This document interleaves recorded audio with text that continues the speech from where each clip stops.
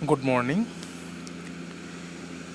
BSc part third की physics second nuclear physics की first unit का टॉपिक है रदरफोर्ड परमाणु मॉडल, एटम मॉडल क्या है। रदरफोर्ड से पहले किसने मॉडल दिया था परमाणु के लिए, फिर रदरफोर्ड को मॉडल को ही क्यों अपनाया गया, थोड़ा हम इसके बारे में चर्चा कर लेते हैं। सबसे पहले जे थॉमसन ने परमाणु मॉडल प्रस्तुत किया था और उस मॉडल में उन्होंने बताया था कि परमाणु लगभग 1 एंगस्ट्रॉम 10⁻⁻10 मीटर त्रिज्या का एक धन आवेशित गोला होता है जो कि भरा हुआ है, पूरा ठोस है, और इसमें परमाणु का द्रव्यमान तथा धनावेश समान रूप से वितरित है और इसके अंदर जगह जगह इलेक्ट्रॉन धसे हुए हैं, उस तरह जैसे कि वाटरमेलन में उसके बीज, तरबूजे में उसके बीज दबे हुए। ठीक है, तो लेकिन ये मॉडल जो है ये उसके रदरफोर्ड ने जब प्रकीर्णन करवाया, अच्छा उससे ही पहले हाइड्रोजन स्पेक्ट्रम को एक्सप्लेन नहीं कर पाया और रदरफोर्ड ने प्रकीर्णन करवाया तो उसमें देखा गया कि उसने रदरफोर्ड ने क्या किया, अल्फा कणों की बौछार की एक सोने की पतली पन्नी पे, और उसने देखा कि ज़्यादातर अल्फा कण जो है वो सीधे गुजर जा रहे हैं, कहीं कोई रुकावट नहीं है। तो अब ज़्यादातर सीधे गुजर रहे हैं, इसका मतलब ज़्यादातर जो भाग है उस पन्नी का वो खाली है, इसलिए वो बिल्कुल भी इंटरेक्शन नहीं कर रहे, सीधे गुजर जा रहे हैं। तो उसने थॉमसन मॉडल को तो फेल कर दिया। ये थॉमसन मॉडल सही नहीं है कि उसने तो बताया कि वो भरा हुआ है, पूरा समान रूप से वितरित है, तो रदर अल्फा कण जो है वो विचित होते ही अपनी जगह से स्कैटर होते ही होते हैं। तो इस तरह उसने बताया कि ज़्यादातर भाग खाली है। फिर कुछ कण ऐसे, अल्फा कण ऐसे जो कि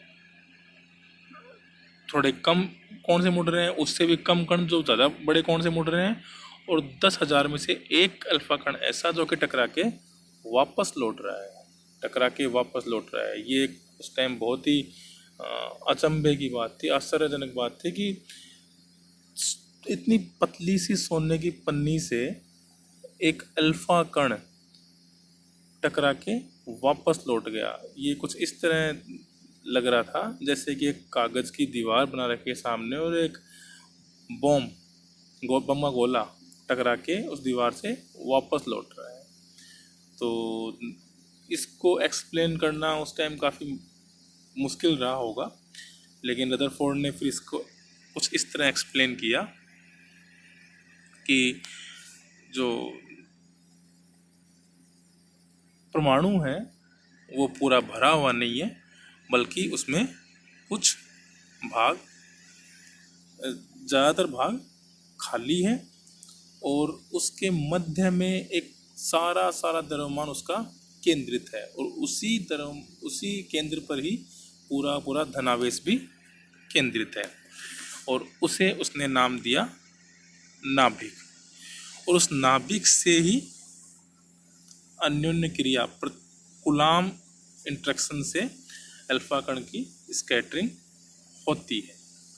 ठीक है, इस तरह रदरफोर्ड ने परमाणु के अंदर नाभिक की खोज की। ठीक है, रदरफोर्ड ने बताया कि परमाणु के अंदर एक नाभिक होता है, नाभिक जो कि परमाणु के सेंटर में है, केंद्र पर है, और उसमें ही सारा परमाणु का द्रव्यमान निहित है और परमाणु का सारा धन आवेश निहित है, और उस नाभिक के चारों ओर कक्षाओं में, अलग अलग कक्षाओं में इलेक्ट्रॉन कंटिन्यूसली मूव कर रहे हैं, चक्कर लगा रहे हैं नाभिक के चारों ओर। ये रदरफोर्ड ने मॉडल दिया। इसका एक परमाणु मॉडल का जो डायग्राम है कुछ किस तरह का इमेज रदरफोर्ड के दिमाग में आई होगी वो देखा रखी है। ये बीच में ये वाला है नाभिक, ये, और उसके चारों तरफ इलेक्ट्रॉन्स मूव कर रहे हैं अलग अलग कक्षाओं में। रदरफोर्ड ने बताया कि जो नाभिक है उसका आकार वही जो थॉमसन ने बताया था, जे थॉमसन से 10⁻⁻10 मीटर यानी 1 एंगस्ट्रॉम, और नाभिक उसके अंदर 10⁻⁻5 मीटर फर्मी ऑर्डर का होगा। इट मीन्स उससे 1,00,000 गुना छोटा। कुछ इस तरह जैसे कि एक फुटबॉल के मैदान में मक्खी बैठी हो, ऐसे ही परमाणु के अंदर नाभिक बैठा होता है। ठीक है, फिर भी सारे के सारे फुटबॉल के मैदान का द्रव्यमान कहाँ है? उस मक्खी में। जैसा कि पूरे पूरे परमाणु का द्रव्यमान निहित है उस नाभिक के अंदर, पूरे पूरे परमाणु का धन आवेश भी निहित है उस नाभिक के अंदर।